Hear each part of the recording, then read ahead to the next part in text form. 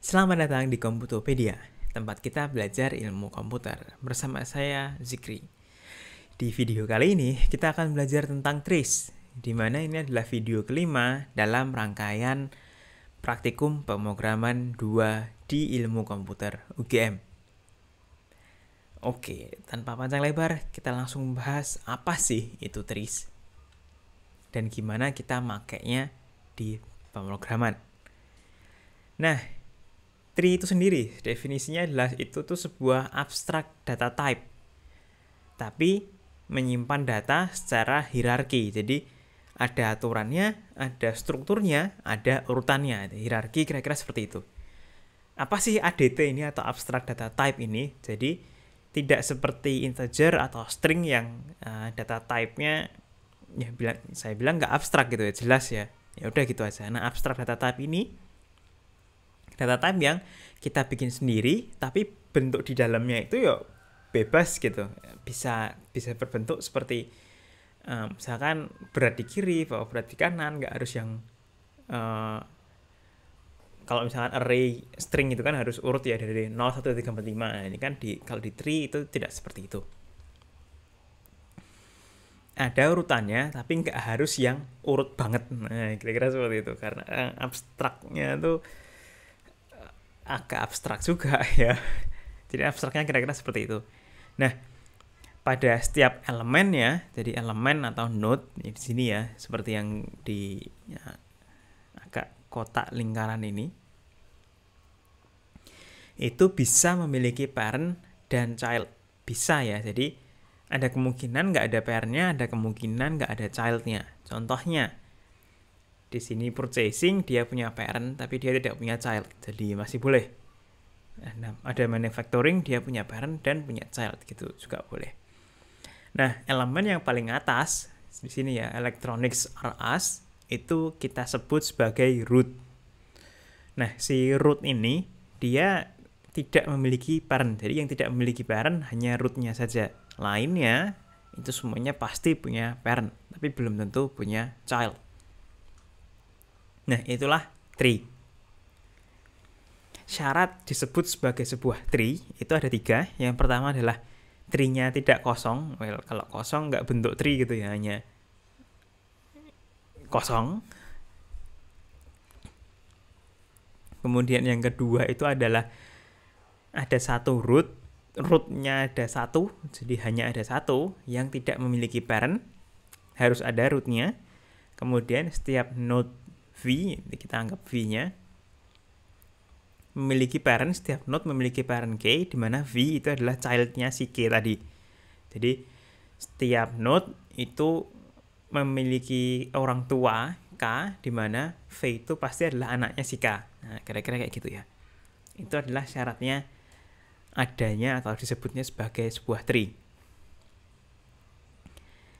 Nah, sekarang kita masuk ke salah satu jenis tree yang cukup simple dan cukup sering digunakan. Ini yang kita sebut sebagai binary tree. Binary tree, definisinya adalah ini adalah tree yang terurut dengan aturan. Jadi ada urutannya, maksudnya yang kiri dan yang kanan. Biasanya yang kiri itu yang lebih kecil, kemudian yang kanan yang lebih besar dari segi value-nya. Kemudian memiliki maksimal 2 child, jadi hanya satu parent, hanya punya 2 anak. Dan ada anak, jadi kalau misalnya digambar ya, itu kan ada tree di atas, kemudian anaknya ada 2. Yang kiri itu mendahului yang kanan, jadi anak pertamanya itu yang kiri, kemudian anak keduanya itu yang kanan. Jadi ada urutannya yang mana yang mendahului yang mana. Jadi tadi ya, karena saya sebutkan sini sebagai tree yang terurut, aturannya seperti itu.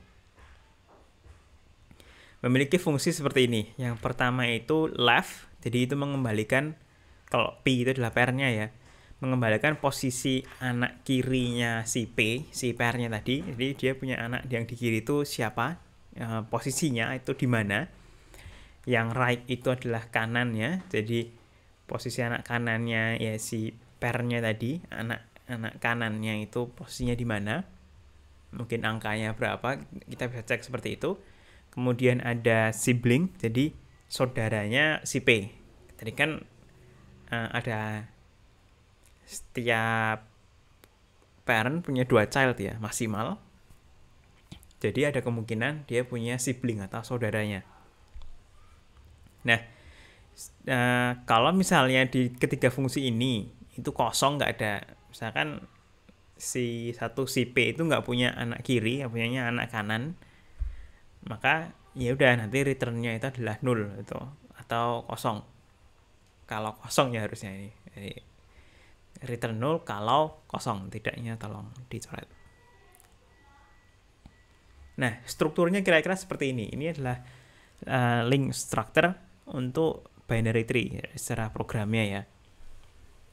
Satu node itu sepertinya yang di kiri ini, seperti yang di kiri ya. Jadi ada parentnya, ada satu variabel yang megang parentnya, ada satu variabel yang megang elemennya atau value-nya, kemudian ada satu variabel lagi yang megang left child-nya, kemudian ada satu lagi yang megang right child-nya. Jadi ada 4 variabel yang harus ada pada setiap node. Kalau digabungin kira-kira kayak gini. Karena ada variabel root dan ada variabel size, ini seperti indikator apa ya? Identity dari tree-nya. Jadi dalam satu tree itu bisa jadi ada variabel root-nya untuk mengetahui mana sih yang root, kemudian ada variabel size-nya, ukurannya. Kita bisa lihat di sini, ini root kan, root nggak punya parent, jadi parentnya nggak ada. Anak kanannya menunjuk ke nodes yang ini, kirinya menunjuk ke nodes yang ini. Ini parentnya menunjuk ke atas, parentnya menunjuk ke atas. Sedangkan di sini elemennya menunjuk ke sini, misalkan Providence. Ini value-nya ke Seattle, dia nggak punya anak kiri, nggak punya anak kanan. Ini ada, dia Chicago elemennya, punya anak kiri, punya anak kanan. Ini parentnya ke sini, ini parentnya ke sini, jadi parentnya nggak yang ke atasnya lagi ya. Itu enggak. Ya, terus ini nggak ada anak-anaknya. Kira-kira secara struktur dari bahasa pemrogramannya kira-kira seperti itu. Nah, yang biasa kita gunakan kalau tree itu kan seperti kayak kita dia. Ya, ada kita binary tree juga masing-masing punya 2 anak. Nah, yang sering digunakan itu sebenarnya bentuknya seperti ini, adalah binary search tree. Jadi search-nya atau biasanya kita sebut sebagai BST, binary search tree. BST itu adalah secara definisi sebuah struktur data yang menyimpan item, jadi elemennya itu item, seperti nomor atau nama, sesuatu yang menurut saya pribadi itu bisa diurutkan, jadi kita tahu urutannya, atau yang lain-lainnya terserah, mau nomor, mau nama, mau contoh yang lain silakan, dalam memori. Jadi kita nyimpen ya, disimpan ke memori. Fungsinya BST ini adalah untuk mempercepat proses pencarian. Jadi kalau kita mencari menggunakan binary search tree itu sebenarnya sudah masuk ke ranahnya artificial intelligence. Yaitu kalau misalkan rekan-rekan penonton video di sini semua pernah tahu artificial intelligence yang bukan kuno juga, dasarnya artificial intelligence itu sebenarnya juga salah satunya adalah search, jadi mencari. AI sekilas ya, AI nggak cuman deep learning atau machine learning yang sekarang lagi ngetrend, nggak cuman yang image recognition atau citra ya, gambar-gambar, face recognition kayak gitu ya, nggak cuma seperti itu, tapi secara dasar itu AI itu masih lebih ada yang dalam lagi gitu. Salah satunya adalah search-nya ini. Nah, binary search tree atau BST ini adalah salah satu mengaplikasikan AI. Oke, kira-kira gitu intermezzonya sedikit. Jadi BST ini digunakan untuk mempercepat proses pencarian dan penambahan dan penghapusan data. Jadi kita nyimpen data ya biar lebih cepat aja nyarinya. Fungsi yang harus ada di BST itu adalah add node, kemudian ada insert node, dan kemudian ada search value. add node dan insert node ini nanti coba kita lihat perbedaannya apa, tapi secara definisi add node itu adalah menambahkan node ke BST. Jadi kalau tree-nya M3 kita nambahkan satu node gitu ya, masuk jadi root. Nah kalau insert node dia memasukkan node baru ke BST yang sudah jadi. Nah ini let's see bedanya nanti apa. Kemudian ada search value, ini digunakan untuk ngecek apakah value itu ada di BST-nya. Jadi value ini apakah ada di binary search tree-nya. Kira-kira fungsinya seperti itu. Coba kita lihat di codes-nya. Nah ini ya, bahasan agak lama ya di codes-nya, di kodenya. Pertama, di kiri atas ini,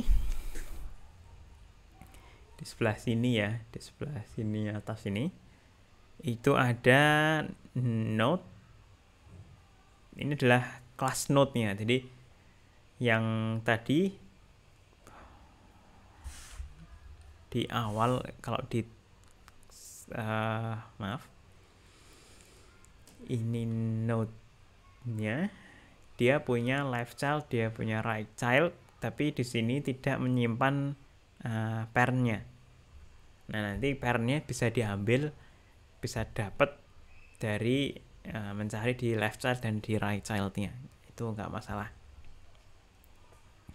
Sementara isinya adalah value-nya, yaitu elemennya, kemudian node lagi, jadi agak rekursif seperti di linked list ya. Jadi dia agak rekursif, public node left child-nya dulu karena si left itu lahir duluan, dia kakaknya ya. Kemudian di right child-nya berikutnya, jangan sampai kebalik. Kemudian ini konstruktornya dari line 7 sampai line 9 ya, hanya untuk mengisi value-nya. Kemudian ini ada variabel get value-nya untuk mendapatkan elemennya tadi. Ini yang variabel di atas ini ya. Oke. Nah, sekarang kita bikin nih binary tree-nya. Sebelah sini kita ada node-nya, kita bikin dulu node-nya root. Jadi ini masih 0 ya isinya ya. Tapi pokoknya intinya root ini isinya kayak node walaupun value-nya masih belum ada. Nah, ini adalah metodenya add node. Jadi add node itu, nah disini mulai kelihatan ya bedanya ya. Add node itu mengisikan di binary tree ini untuk menambahkan node yang menjadikan dia sebagai root. Kalau dia nggak root, jadi maksudnya kalau dicek awalnya dicek ketika root-nya itu masih 0, masih kosong, maka diisikan node-nya itu ke root-nya. Nah, selain itu, jadi kalau misalkan root-nya udah isi, ya udah pakai fungsi insert node ke root-nya. Jadi si add node ini fungsinya hanya nge-add sebagai root. Oke. Nah, lainnya itu kita insert menggunakan insert. Tapi ini dibuat sedemikian rupa sehingga kalau pakai add node semuanya itu nggak masalah. Sama aja karena add node juga manggilnya insert node gitu kan. Nah, sekarang kita bahas yang insert node. Nah, ini dengan parameternya parent dan node seperti yang tadi ya. Ini parent-nya itu kan root. Ini parent-nya itu root. Kemudian kita isikan node. Kita insert node.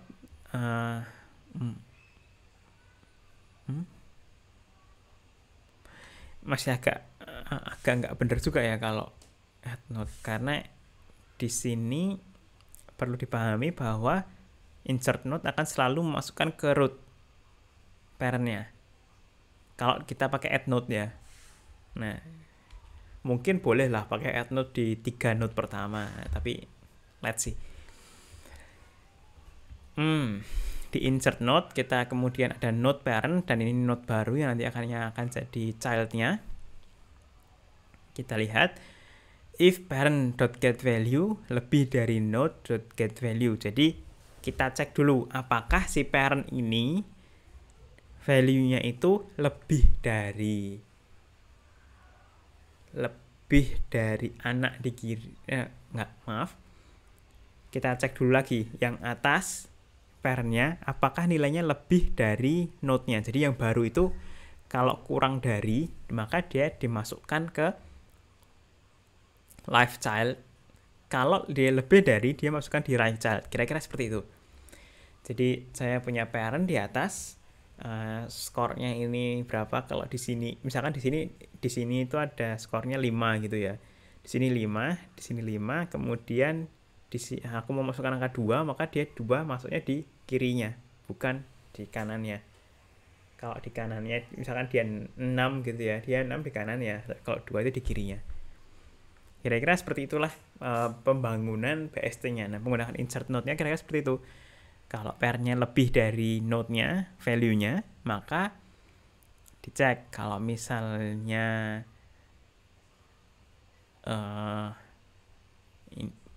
kalau misalnya dia 0, jadi dia belum punya anak, maka dimasukkan misalnya angka 5 tadi ya, angka 5 tadi dia udah punya anak belum sih di kirinya. Kalau misalnya udah ada, ya berarti dia dimasukkan di anaknya yang 2 nanti. Iya, misalkan aku mau masukin 2, si 5 ini udah punya anak 6, anak 4, sorry, 5 punya anak 4, dia mau masukkan 2 kurang dari 5, iya. Kemudian dicek lagi, 2 kurang dari 4, iya. Karena insert node ya, insert node parent left child, si left childnya jadi parent, kemudian kita masukkan node-nya, cek lagi, apakah 2 kurang dari 4, iya, maka di kirinya lagi, gitu ya.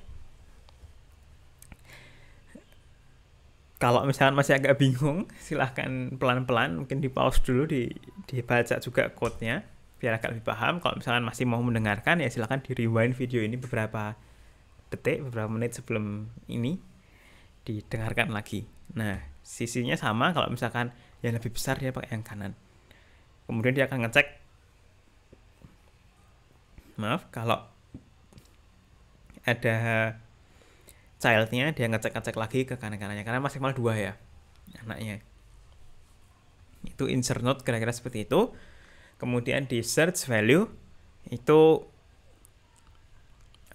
nge-search ya, jadi nyarinya itu ya emang dari, kita lihat ya, kalau rootnya 0 udah false ya, jelas. Kalau kosong nggak ada, value-nya nggak ada. Kalau ada isinya dicek dari rootnya dulu, kalau sesuai rootnya ya udah root. Nah, ini agak rekursif, jadi insert node juga rekursif ya, ini juga rekursif.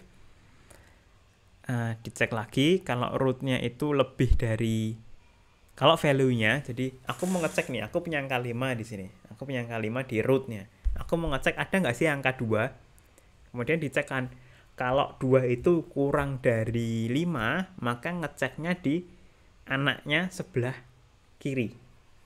Kalau 2 lebih dari 5, kalau ya, maka ngeceknya di sebelah kanan, ya, ngeceknya ke sana gitu ya, nggak ngeceknya ke sini. Nah, tapi karena 2 itu kurang dari 5, maka dia ngeceknya ke kirinya. Ini karena rootnya kita punya 5, lebih dari 2, maka ngeceknya di left child-nya. Kita cari-cari lagi di left child-nya. Kalau ada, maka return true. Gitu. Nah, itu bisa seperti itu. Kemudian, maaf. Ini di PSVM-nya ya, add-nya gini, silahkan. Ini kalau mau dicoba sendiri outputnya, jadi ditulis ya tadi di videonya, di pause, atau mungkin kalau dari teman-teman mahasiswa praktik pemrograman 2 punya modulnya ya ditulis dan di run, kira-kira nanti hasilnya seperti apa. Tapi ini dia add sistem output binary tree.search value, hanya nge-search value-nya dari binary tree.root-nya si BT ini dengan angka 3. Angka 3 karena ada di sini ya pasti dia akan menghasilkan true gitu. Ngeprint satu-satu agak susah, jadi maksudnya nggak bisa yang benar-benar menampilkan kayak pohon gitu ya. Nah, itu perlu trik tersendiri. Dan itulah binary search tree. Sedikit contoh lain tentang tree itu ada yang namanya red black tree. Jadi ini nggak akan saya jelaskan tentang codingannya, saya hanya menjelaskan dikit aja apa sih, ada jenis lain loh tree itu. Nah gitu kan. Red black tree ini itu adalah tree yang menyeimbangkan dirinya sendiri ketika insert atau delete. Jadi kalau Bannister tree misalkan kita awalnya 10 gitu ya, rootnya 10, kemudian kita isinya 1, 2, 3, 4, 5, 6, 7, 8, 9, nah, semuanya ada di kiri gitu kan. Nah tapi kalau di red black tree ini dia akan menyeimbangkan sendiri, dia ganti-ganti tuh, nanti rootnya ganti, jadi biar seimbang, nggak yang sampai anaknya di kiri semua, tapi nanti ada yang kiri kanan. Nah kira-kira kayak gitu. Tapi nanti di sini setiap node-nya itu ditambahkan informasi warna yang isinya adalah black atau red. Well, of course namanya red black tree. Nah, ini kalau insert kira-kira seperti ini. Jadi gini ya. Saya kasih contoh yang simple saja. Dari A, B, C, D itu. A, dia masukkan B7 di kanannya. Kemudian masukkan lagi 12 di kanannya. Nah, si red black tree ini langsung, karena ini nggak seimbang kan, dia menyeimbangkan tuh. Geserlah rootnya jadi angka 7, kemudian 4 geser jadi menjadi childnya. Nah, kayak gitu terus. Dia nambah. Nah, ini yang perlu dicari, misalkan muncullah pertanyaan, loh, kok bisa caranya seperti itu? Kok bisa nanti bagian sini nih, 4 dan 12 kok jadi black? Kenapa black, kenapa red? Nah, itu yang perlu dicari, silahkan cari sendiri. Nanti kalau butuh penjelasannya silahkan komen, mungkin akan saya jelaskan di video terpisah. Ini kalau delete kira-kira seperti ini, dengan konsepnya sebenarnya mirip-mirip. Ini ngedelete 3, ya udah delete 3 gitu kan. Kemudian aku delete 12 delete. Nah ini kan udah mulai nggak rata lagi ya, kemudian diseimbangkan ya, seperti itu. Jadi naik 5-nya jadi pairnya 4 sama 7. Nah ini yang perlu diketahui juga, mana yang red, mana yang black. Kalau ini white-nya ini sebenarnya merah ya, karena gambarnya aja nggak kemerah. Nah itu menyeimbangkan diri seperti itu dan seterusnya. Oke. Jadi itu masih hanya untuk red black tree, hanya saya kasih tahu aja ada loh bahwa tree yang jenis lain selain binary search tree. Kemudian ada banyak lagi jenis-jenis tree yang lainnya. Itu dulu.